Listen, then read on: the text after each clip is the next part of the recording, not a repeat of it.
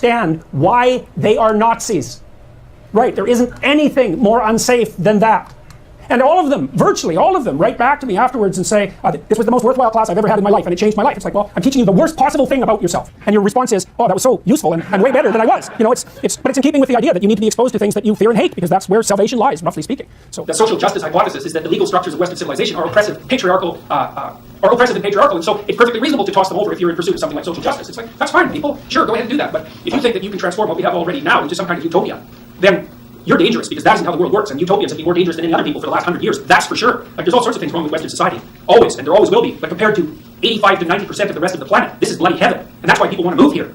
So you can say, well, it's corrupt compared to my imaginary utopia. It's like, yeah, that's for sure, it certainly is.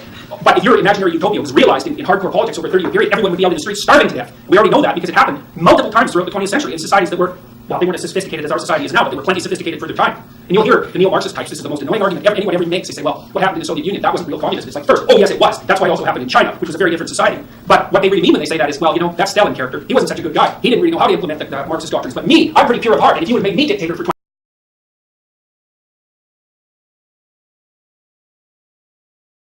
So far, I'm going to respond to this, but I want to make sure that the whole thing gets to be played here for you guys to view first, so you know exactly what I'm responding to. 20 years, then the utopia would have arrived as promised. It's like, first of all, if you think that, there's something wrong with you. You're dangerous. And second, let's just say for a minute that some saint did get a hold of the tools of power and try to implement from each according to his ability to each according to his need, and actually did that in a pure and saint-like manner. Here's what would happen. The next people in the revolutionary spring, like Stalin, would come along and stab them in their bed in the middle of the night, and that would be the end of that. So there's absolutely no excuse whatsoever for that sort of thinking. And if you read Solzhenitsyn's Gulag Archipelago, which you should do, like everyone should, because it's like the definitive document of this sort of thing that emerged from the 20th century, Solzhenitsyn laid out with extraordinary clarity, first in his writings on Lenin and then in his writings on the Soviet Union more broadly, exactly how the pernicious and pathological Marxist doctrines were transformed logically and systematically into the sorts of laws that killed millions of people. Millions of people. There were people starving so badly in the Soviet Union by the 1920s that they had posters telling them not to eat their children. So we've been down that road already. So what the hell are we doing? We're going down that road again under the guise of equity, right? And equality. Well, that was the doctrines that promoted those laws to begin with. Not good. We're not debating about whether hate speech exists, because well, right, it exists, and it can be unbelievably pathological, and I think I'm actually quite familiar with that sort of thing. But you want that out in the air so that people can hear it. You want to drive the people who hate underground? We know what happens psychologically when you do that. It's a very bad idea. Anything you drive underground thrives. It thrives. And it partly thrives because it isn't even allowed to express itself, and then it festers and turns into hatred that far exceeds the original. And the idea that you make society safe by not letting horrible people say terrible things, it's not a good proposition. You want those people out in the open where they can say what they have to say. First of all, so they can see what they're like. Second of all, so that they can see how people respond, because you don't even know what you should think in some sense until you watch how people respond.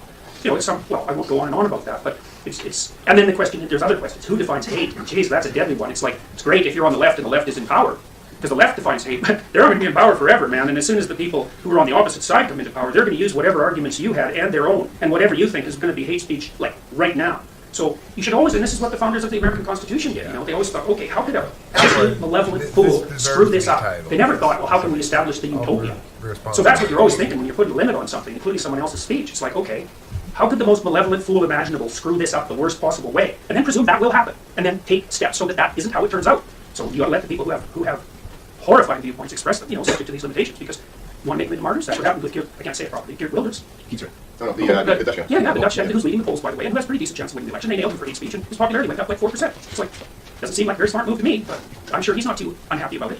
You know, it might be that the fate of the EU rests on his shoulders. Maybe not. Maybe it's Marine Le Pen. What good is it? Well, it's good if you want people to send you to retraining exercises so that you can have your perceptions adjusted in the direction that your organization and the state thinks is proper. And that's happening everywhere. Got letters this week already for people at CBC. It's becoming mandatory there. St. Mike's Hospital, same thing. And they've decided that all of their micro institutions within the hospital will be equitable. There'll be 50% women and 50% men at every single level of the organization, or the organization is corrupt and oppressive. It's like, it's spreading so fast you can't believe it. I wrote Masaryk Banaji and Anthony Greenwald yesterday and sent it off to some of my colleagues saying, are you going to come out and make a public statement about the fact that your damn test is being used by pathological people for nefarious purposes? It's like, well, we'll see what they have to say about that. I was a bit more polite in my letter than that. But there's no excuse for it. There's absolutely no excuse for it. And as far as I'm concerned, it's part of the broader corruption of social psychology. You guys may know or may not that social psychology has been rife with controversy and scandal over the last 3 or 4 years. And a big part of the reason for that is it's damn corrupt discipline. And the use of the IET for political reasons is a perfect example of that. There's no excuse for it. And the people at St. Mike's, you know, they say, well, this is scientifically validated. It's like, no, it's not. And worse, let's say you do have unconscious bias, just for the sake of argument, and you can measure it reliably, which you can't, and then it was valid, which it isn't. Let's say all of those things were in case. There's no evidence whatsoever that those damn unconscious bias training programs, retraining programs, have the effect that they're supposed to have, and there's some evidence that they actually have the reverse effect. And maybe that's because people don't really like being marched off to re-education by their employers after they've been diagnosed as racist, even if there's no evidence that they in fact are. So it's an absolute misuse of psychology, and it's politically motivated. It's politically motivated. It's an assault on freedom. And I tried to take the HR equity people at UT to task because they made that training mandatory for their HR people. I thought, you don't have the right as an employer to invade the unconscious structures of your employees' minds and alter their political perspective, even though you can't do it. You don't have the right to do that. And to think about it as something you should do as a matter of course, as part of your ethical duty, is you really want that? You really want that? That's what you want your employers to be able to do. Figure out, independently of your behavior, whether or not you're a racist, or a classist, or a misogynist, or whatever that happens to be. And you really think that the bureaucrats at the university, for example, or bureaucrats anywhere for that matter, are actually capable and qualified of doing such a thing properly. They'll do far more damage than any possible good. Here's an example. Let's say I bring you into the lab and I get you to fill out a political attitudes questionnaire and I localize you, say, halfway between center and radical left, something like that, maybe an NDP territory or something like that. And then I ask you to write a 500-word essay about why corporations are a blessing. Okay, now so you don't agree with it. Yeah, I know you don't agree with it. But like, try to write a decent essay. If you write good one, I'll give you like an extra $10 or something, whatever, $50, whatever. So you write out this essay and it's contrary to viewpoint, and I bring you back the next week and I give you the same political attitudes questionnaire. Well, what do you think happens? You've moved substantially towards the right. And so if I regulate what you have to say, I regulate what you think. And you might think no, but you're wrong. Because what you think, what you say, especially if you do it habitually, determines what you think.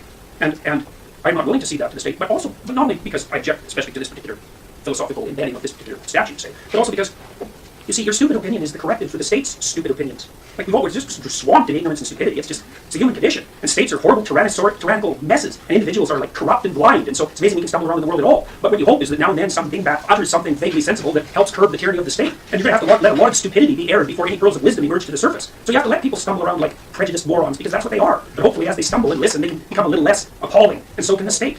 And that's no utopian vision, I can tell you. That's for sure. But I've never seen a utopian state, and I've certainly never seen a perfect person, so it seems perfectly reasonable to me to phrase it in exactly that manner. Don't let people inside your head. It isn't obvious that they know what they're doing. So yeah, women have it rough, obviously. Now, there's other things to consider. You do live 8 years longer. So that's not trivial. Testosterone kills men. That's basically why men die earlier. You know, men are much more likely to be killed in dangerous jobs. They do almost all the dangerous jobs. They do almost all the outside work. And there's lots of reasons that men get paid more than women that have nothing to do with prejudice. It's because they take awful, horrible jobs, like working in the oil rigs in northern Alberta when it's bloody 40 below, and come out, of that after 5 years with 2 or 3 fingers missing and all warped up, because you really want to wrestle pipe when it's 40 below and it's filthy with a bunch of ordinary men who are hungover beyond belief. It's like, that's not very entertaining. So yeah, I mean, each gender, each sex has its own unfairness to deal with, but to think of that as a consequence of the social structure, it's like, come on, really? What about nature itself? And this is something that seems to be completely invisible on the left side of the political spectrum. It's like, of course you're bloody oppressed and your life is full of suffering, obviously. But to think about that as a direct consequence of unjust social structures is just moronic. It's like, that's part of the reason, a small part, but look where you're sitting, people. It's pretty warm in here. And you're so privileged you can come here on Saturday morning and listen to an intellectual lecture. It's like, you should be happy about that, because by historical standards, you should be out lifting rocks in your skeletal form about 5'3" with no teeth. So, like out cougars. Yeah, cougars and lions, yeah, exactly. So, there's no gratitude, that's the thing. There's no gratitude for what our society is capable of doing. That's how our civilization works. It's like, there's all these ruined people out there, they've got problems like you can't believe. Off they go to work and do things they don't even like, and look, the lights are on. My God, it's unbelievable. It's a miracle. It's a miracle. And we're so ungrateful. College students, the postmodern types, they're so ungrateful. They don't know that they're surrounded by just a bloody miracle. It's a miracle that all this stuff works, that all you crazy chimpanzees that don't know each other can sit in the same room for 2 hours sweltering away without tearing each other apart, because that's what chimps do. So, anyways, so what happened? Well, I made some videos and I got to the bottom of some things, at least as far as I can tell, so I told you what the bottom is, and then I got this idea about what you might do about it, which isn't my idea. It's not my idea. It's an old idea. It's far older than Christianity. It's old. It's the oldest story of mankind. Get yourself together. Transcend your suffering. See if you can be some kind of hero. Make the suffering in the world less.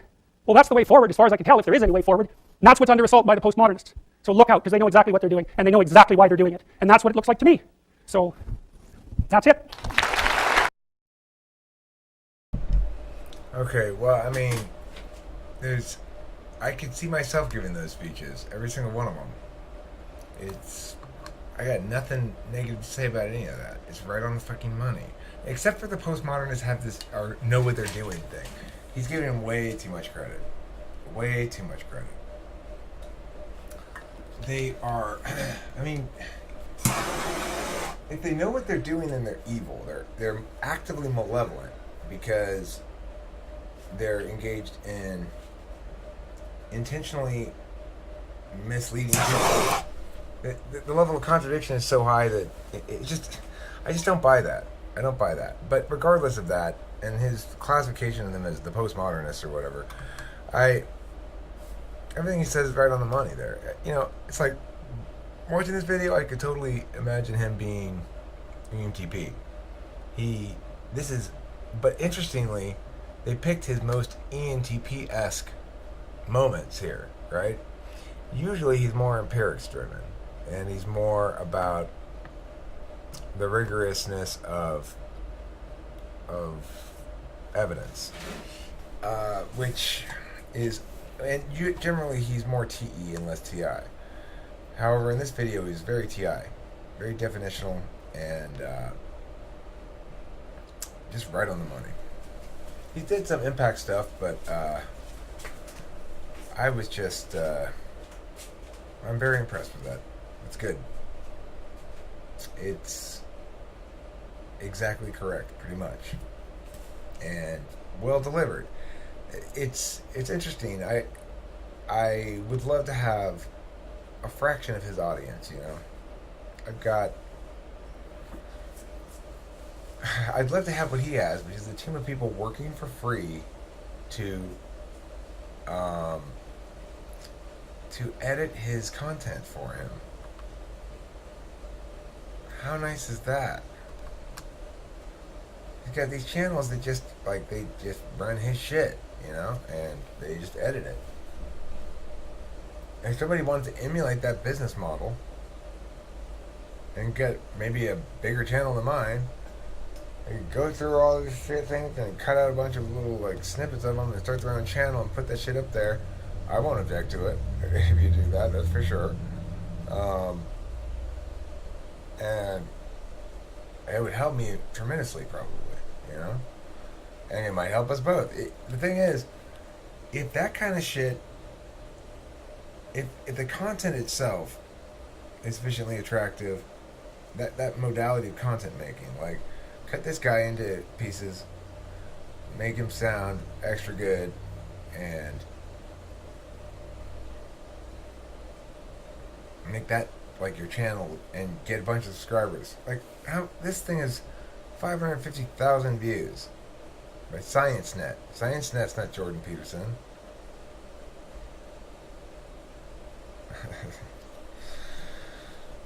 Yeah, she was dumb. Okay. I mean, look at this shit. Wouldn't you like to be? Who wouldn't want this? To be Sam Harris or Jordan Peterson and have random people excerpting your shit so as to show how smart you are.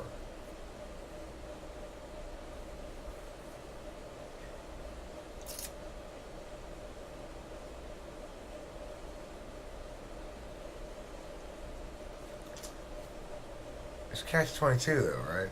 It's you gotta already be there to have that.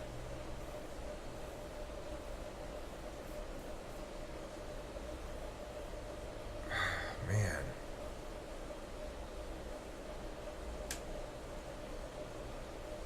This is the most, I guess, openly and explicitly frustrated I've felt about YouTube in a long time. And just this moment, sitting here looking at this stuff.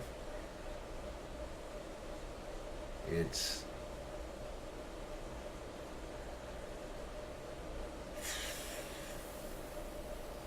frustrating. If I were to attack a group, I'd probably have better purchase upon an audience's attention. Sam Harris isn't very group attacky though. He's pretty right on the money with the group stuff, and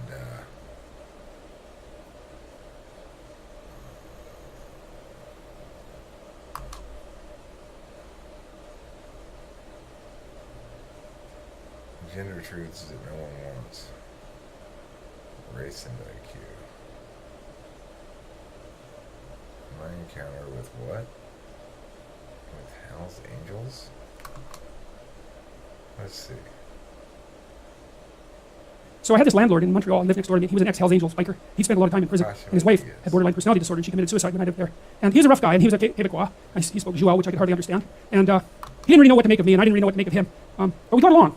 I was very careful talking to him, as you might imagine. But I was very, and we went over, my wife and I went over there, and we had spaghetti dinner one night, and we sort of communicated, and I bought a poster from him, because he made these wooden posters that had neon on them, and that's how he made a living. He kind of trained himself to be a bit of an electronics guy, and so he made these things, and he was trying to quit drinking, and we talked about that. He was a lot older than me. He was 20 years older than me. I was about 25 at this point. And we got along pretty well. But every now and then he'd go out and drink. And he could really drink, he was one of these guys who could drink 60 beer. And you think, well, no one can drink that much. And you're wrong. I studied alcohol for 10 years. Some of my subjects' fathers drank 40 ounces of vodka a day and had been doing it for 20 years. So you can drink a lot, and he could drink a lot. And what would happen? He was trying to not drink, but he'd go out and go on a binge, and then he'd be gone for 3 days. And he'd drink up all his money, and then we'd hear him out in the backyard howling at the moon with this little ugly dog he had, and he'd howl, and the dog would howl, and he'd howl, and the dog would howl, and it was rather unsettling, and made my wife nervous. And but worse, now and then, he'd come to the door at like 3 in the morning, and he'd knock on the door, and he'd be standing there. And I don't know how much experience you've had with rough guys who are alcoholic and who are drunk, but they can be upright and unconscious at the same time. And so that was the state that he was in. He'd be just swaying, and he'd ask me if I would like to buy his toaster or his microwave because he needed some money to keep drinking. And I didn't really want to buy his toaster or his microwave, but when the ex-Hells Angel, Jual-speaking, 60-beer drunk Quebecois biker shows up at your door at 3 in the morning and offers to sell you his microwave, the easiest thing is to say, I really need a microwave. So, I bought the microwave and the toaster and some other things. But then my wife talked to me, and she liked my landlord, even though she was afraid of him, she liked him. And she said, you can't buy any more appliances because it's not good for him. And I thought, that's an interesting problem, So what the hell am I going to do about this? Because no, I don't want to buy your microwave. Just doesn't seem to be the right answer at 3 in the morning. So one time he took me out on his 750 Honda, and he put me on the back of it. He wanted to show me his lair, I guess, his hangouts. And I got his wife's helmet on, but it didn't fit. It just sit on the top of my head. And he said, I got on the bike and he said, if the cops chase us, we're not stopping. and then away we went. And we went to these bars downtown on Saint Laurent. They were very rough places. And he got into 4 fights that night because he was a rough guy, and these kind of punk guys would come up to him and sort of challenge him and act stupidly around him, and he was very skeptical. And if you were acting stupidly around him for any length of time, he just hit you because he felt that that's what you deserved, and perhaps he was right. So I had a first-hand opportunity to observe him. So anyways, sure enough, about a week or 2 after we had this conversation, he showed up at the door, knock, knock, knock, opened the door, and he was standing there, with his eyes kind of half closed, and he was swaying, and he had, I don't remember what the appliance was this time, but he wanted to sell it to me. And I said, Paul, I can't buy this. I'm not going to buy this because I know you're trying to quit drinking. And if I give you this money, then you're going to go and drink it up. And it's not going to be good for you. And what else did I tell him? I think I told him as well that this whole thing of him coming to my house at 2 in the morning was scaring my wife, who he liked, and that it had to stop. And believe me, man, I was thinking about what I was saying. Because he was watching me like a rough guy watches you. And a rough guy watches you like this. He thinks, if you say one thing that indicates contempt, you're going to bloody well pay for it. And so I was finding my words I was crossing a swamp and trying to look for the rocks underneath the surface. And I said what I had to say very, very carefully. And he looked at me for about 15 seconds. And that's a long time to be looked at 3 in the morning. And he left. And he never came back to sell me anything again. And we got along fine. But that's a good illustration of this issue with regards to truth and success in the strange land, because I was in the strange land when I was talking to my neighbor. ESTP. He's talking about an ESTP, for sure. Maybe ESFP, but probably an ESTP, because that sounds like third slot FE,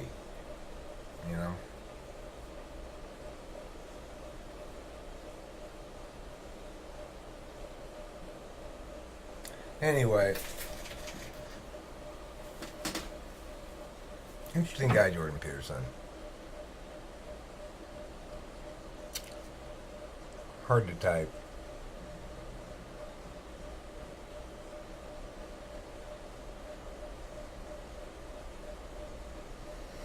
I mean, that's very NE. The way he's telling the NESI, the way he's telling the personal story. I mean, it's sculpted somewhat, so it's got a NI quality to it. I don't know. You guys tell me what type. I've heard INFJ. I've heard INTJ. I've heard ENTJ. I've said ENTJ.